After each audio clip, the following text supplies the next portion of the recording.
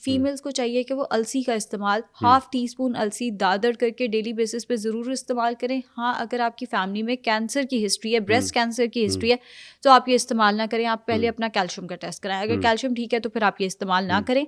अगर आपके डाइट में अगर आपके टेस्ट में कैल्शियम कम आया तो फिर आप अलसी की बजाय अब बाकी सीड्स, कोई ऐसा सीड जो एस्ट्रोजन ज़्यादा नहीं बढ़ाता, उनका इस्तेमाल करें। जहाँ तक बात है कि डाइट में कौन सी चीज़ें इसको बेहतर कर देती हैं घुटने की दर्द को, हम जानते हैं दूध दही का इस्तेमाल। अच्छा, यहाँ पे एक बड़ा मसला आता है जी, दही खाने से हमारे तो जी जोड़ ठंडे हो जाते हैं, हमें ठंड लग जाती है, उससे तो हमारे जोड़ों में दर्द शुरू हो जाती है। ये बिल्कुल मिथ है।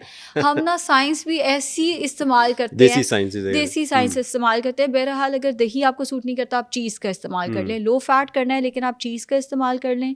वो भी अगर आपको सूट नहीं करता, दूध गर्म करके पी लें। अगर आपको वो भी सूट नहीं करता तो फिर आप चिया सीड्स, बिकॉज तुख मलंगा घुटने की दर्द, बहुत सारे केसेस में हमने देखा है कि तुख मलंगा अगर शुरू कराते हैं तो पेशेंट्स आके कहते हैं हमारे घुटनों में ना दर्द हो रही है।